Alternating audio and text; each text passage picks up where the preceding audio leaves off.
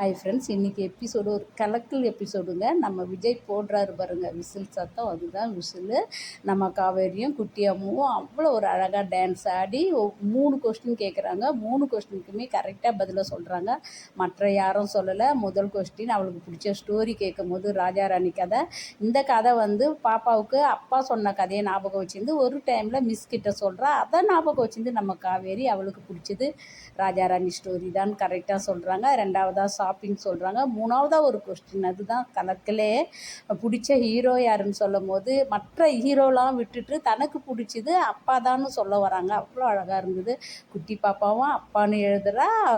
காவேரியும் அம்மாவோட அப்பா தான் அவளுக்கு பிடிச்ச ஹீரோன்னு சொல்கிறாங்க. இது ஒவ்வொருத்தவங்களுக்கும் அவங்க அப்பாவை முதன்மையாக கொண்டு வந்ததில் ரொம்ப சந்தோஷம்.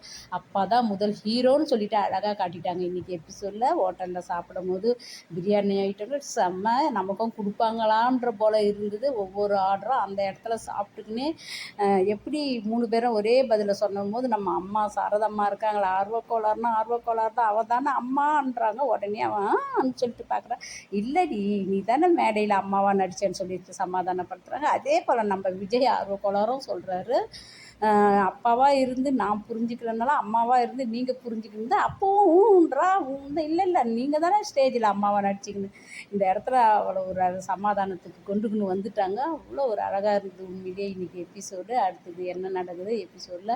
ஆனால் நம்ம விஜய் நம்ம காவேரி ஸ்டேஜில் சேர்ந்து அந்த கிஃப்ட்டு ப்ரைஸ் ஃபஸ்ட் ப்ரைஸ் வாங்கும்போது அவ்வளோ அழகாக ஃபேமிலியாக இருந்தது. இந்த ஃபேமிலியை நாங்கள் உண்மையாக எதிர்பார்க்குறோம். ஒரு அதாவது எபிசோடில் சந்தோஷமான ஃபேமிலியும்